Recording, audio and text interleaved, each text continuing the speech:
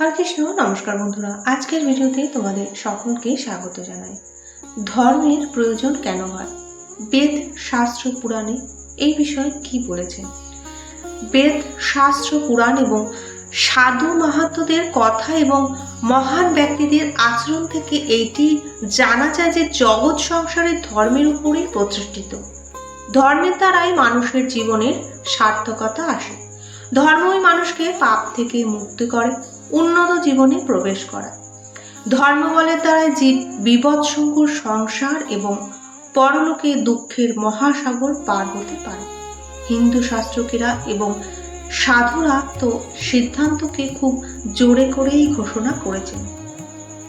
অন্যান্য জাতিদের মধ্যে সর্বদাই ধর্মের মর্যাদাকে উঁচুতে স্থান দেওয়া হয়েছে। সকলেই ধর্মবলের দ্বারা নিজেদের শক্তিশালী ভেবেছে। এখন পর্যন্ত সর্বত্রই এই কথা মেনে নেওয়া হয়েছে যে ধর্ম ছাড়া মানুষের জীবন পশুর মতো হয়ে যায়। কিন্তু ইদানিং পৃথিবীতে কিছু নতুন হাওয়া বইতে শুরু করেছে, যেখানে ধর্মকে জীবনের উন্নতির একটি প্রধান সাধন মনে করা হয়েছে। সেখানে এমন কিছু লোক আছে যারা ধর্মের পতন ঘটাচ্ছে। পুরাণে যেরকম হিরণ্যকশিপুর প্রভৃতি দৈত্যদের নাম পাওয়া যায়, তারা প্রহ্লাদকে তাড়না করেছিল। অত্যাচারের জন্য বিখ্যাত রাবণের রাজত্বে সম্ভবত ঈশ্বরকে মান্য না করার আইনও ছিল না। তাই যদি তা হয়, তাহলে বিভীষণের মতো ঈশ্বর ভক্ত তার রাজত্ব কি করে থাকতো? একথা ঠিক যে বহু কাল ধরে পৃথিবীতে এমন লোক আসছে যারা ঈশ্বরের সত্তাকে তারা স্বীকারই করতে চায় না, কিন্তু তারাও কখনো ধর্মের বিরোধিতা করেনি।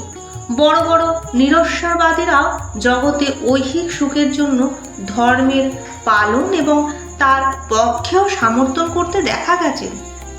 তাই ভক্তরা ধর্মের স্বরূপ যেমনই হোক না কেন, প্রত্যেক দেশ এবং জাতি চিরকাল ধরে ধর্ম পালন করে আসছে। বর্তমানে এই ধর্মবিরোধী আন্দোলন কেবল রাশিয়াতেই সীমিত নেই। ইউরোপ, আমেরিকা, এশিয়া এবং আফ্রিকাতেও খ্রিস্ট, মুসলমান, বৌদ্ধ সকলের মধ্যে অল্প বিস্তরে আন্দোলন সঞ্চারিত হয়েছে। সবচেয়ে বেশি দুঃখের কথা হলো এই যে ধর্মপ্রাণ ভারতবর্ষে আজও ঈশ্বর এবং ধর্মের তত্ত্বে অনভিজ্ঞ হওয়ার ফলে কিছু লোক বলতে আরম্ভ করেছে যে ধর্মই হলো আমাদের সর্বনাশের কারণ। ধর্মের জন্যই দেশ পরাধীন হয়ে যাচ্ছে। ধর্মই হলো আমাদের সর্বাঙ্গীন উন্নতির প্রধান বাধা। যারা এই ধরনের কথা বলে এবং মানে, তারা ঈশ্বর এবং ধর্মবাদীদের মূর্খ মনে করে। তারা নিজেদের ভুল বুঝতে পারে না, আর সহজে একথা বোঝাও তাদের পক্ষে ভীষণ কঠিন। কেননা যখন মানুষ নিজেকে সবচেয়ে বেশি বুদ্ধিমান এবং বিদ্বান মনে করে, তখন সে নিজের মতো বিরুদ্ধের অপরের ভালো ভালো যুক্তিপূর্ণ কথাও তখন তাদের পছন্দ হয় না। এই ধর্মবিধ্বংসী আন্দোলনের পরিণাম কি হবে তা কিছুই বোঝা যাচ্ছে না।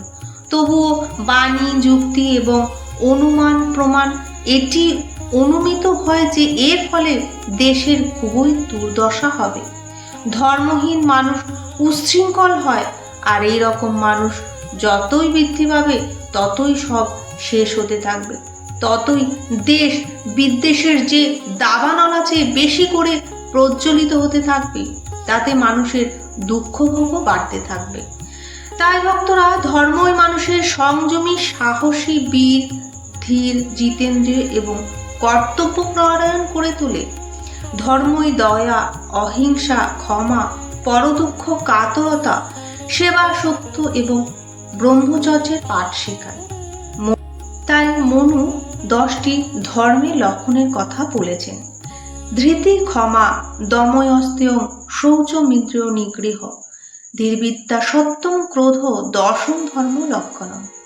ধৃতি, ক্ষমা মনকে নিগ্রহ, আস্তেয়, শৌচ, ইন্দ্রিয় নিগ্রহ, নির্মল বুদ্ধি, বিদ্যা, সত্য এবং অক্রোধ, এই 10টি হলো ধর্মের লক্ষণ।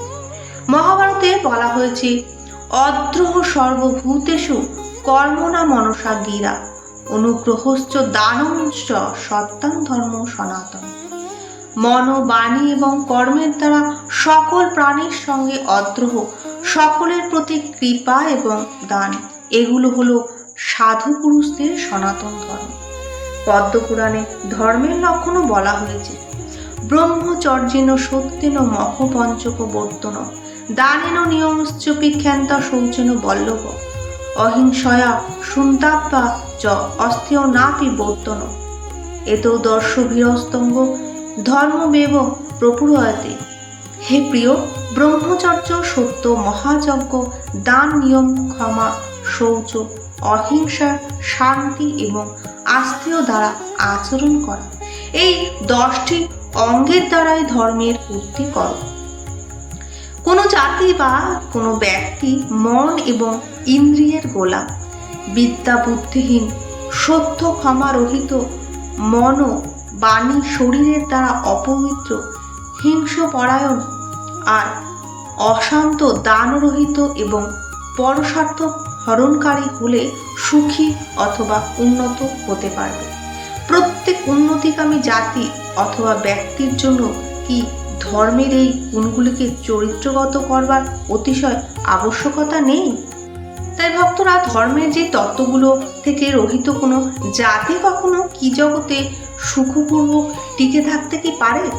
ধর্মের নাম পর্যন্ত তারা উচ্ছেদ করতে চান। সেই সব সজ্জনেরা যদি পক্ষপাত শূন্য হয়ে গভীরভাবে শান্ত চিত্তে চিন্তা করে দেখেন, তাহলে তারা বুঝতে পারবেন যে ধর্মই আমাদের ইহকাল পরকালের একমাত্র সহায় এবং সঙ্গী। ধর্ম মানুষকে দুঃখ থেকে মুক্ত করে, সুখের শীতল ক্রোড়ে নিয়ে যায়, অসত্য থেকে সত্যে নিয়ে যায়, তমসাবৃত হৃদয়ে অপূর্ব জ্যোতির প্রকাশ এনে দেয়। ধর্মই আমাদের চরিত্র গঠন করতে সহায়ক করে। ধর্মের দ্বারাই অধর্মকে জয় করা যায়। ধর্মই অত্যাচারকে বিনাশ করতে ধর্মরাজ্য স্থাপনার হেতু হতে পারে।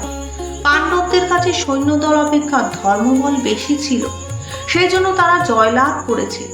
অশ্বশাস্ত্রের দ্বারা সর্বকামের সুসজ্জিত বিপুল সোনার অধিকারী মহাপরাক্রমী রাবণেরও ধর্মত্যাগের ফলে অধঃপতন হয়েছিল। কংসকেও ধর্মত্যাগের জন্য মরতে হয়েছিল। মহারানা প্রতাপ এবং ছত্রপতি শিবাজী হিন্দু জাতির মধ্যে ধর্মাভিমানের জন্য অমর হয়ে রয়েছে।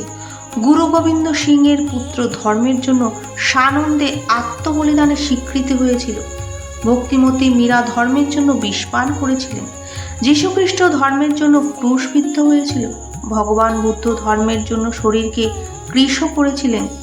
যুধিষ্ঠির ধর্ম পালনের জন্য কুকুরকে নিয়ে আর স্বর্গে যেতে পারেননি। তিনি বলেছিলেন একা সুখময় স্বর্গে যেতে অস্বীকারও করেছিলেন। এই জন্য এইসব মহানুভবদের নাম আজও অমর হয়ে রয়েছে। ধর্ম চলে গেলে মানুষ কি করে বাঁচবে? ধর্মের অভাবে পরধর্ম ও পরস্ত্রী অপহরণ করার, গরিবদের দুঃখ দেওয়া, যথেচ্ছাচার করার সুযোগ এসে যাবে। সর্বকরণে ধর্মরহিত জগতের কল্পনা বিচারশীল পুরুষকে হৃদয় নাড়িয়ে দেয়। অতএব এখন থেকেই ধর্মভীরু জনতাকে সাবধানের সঙ্গে ধর্মকে রক্ষা করার জন্য কোমর বাঁধতে হবে। ধর্ম সাহিত্যের প্রচার, ধর্মের নির্মলভাবে প্রসার, ধর্মের সূক্ষ্ম তত্ত্বের অন্বেষণ এবং প্রসার করার জন্য প্রস্তুত হতে হবে। সেই সঙ্গে ধর্মের যথার্থ আচরণের দ্বারা এমন চরিত্রগত ধর্মবল সংগ্রহ করতে হবে যার দ্বারা ধর্মবিরোধী কার্যকলাপে কঠিন বাধা সৃষ্টি হয়ে যায়। সনাতন ধর্মে কোনো ধর্মের বিরোধ করে না। মহাভারতে বলা হয়েছে, ধর্মং যো বাধতে ধর্ম নশ ধর্ম কুধর্ম, অবিরোধাত্ম যো ধর্ম স্বধর্ম সত্য বিক্রম। হে সত্য বিক্রম, যে ধর্ম অন্যের ধর্ম বিরোধ করে সেটি কুধর্ম, যে অন্যের বিরোধিতা করে না সেটি যথার্থ ধর্ম। বুঝি না এইসব সার্বভৌম ধর্ম ত্যাগ করার কথা কেন উঠে আসে। তাই মনু বলেছেন, পরলোকে সহায়তার জন্য মা, বাবা, লোক, ছেলে, স্ত্রী, আত্মীয় স্বজন কেউ থাকবে না। সেখানে কেবল ধর্মই কাজ করে। মৃত শরীরকে বন্ধু বান্ধবেরা কাঠ এবং মাটির ঠেলার মতন মাটিতে ফেলে দিয়ে চলে যাবে, কেবল ধর্মই তার সঙ্গে যাবে। অতএব পরলোকের সহায়তার জন্য প্রতিদিন ক্রমশ ধর্ম সঞ্চার করতে থাকুন। ধর্মের সহায়তায় মানুষ দুস্তর নরকও পার হয়ে যায়। ভিডিওটি যদি ভালো লাগে অবশ্যই কমেন্টের মাধ্যমে জানাবেন। লাইক, শেয়ার, সাবস্ক্রাইব করবেন। আপনারা সবাই ভালো থাকুন, সবাই সুস্থ থাকুন।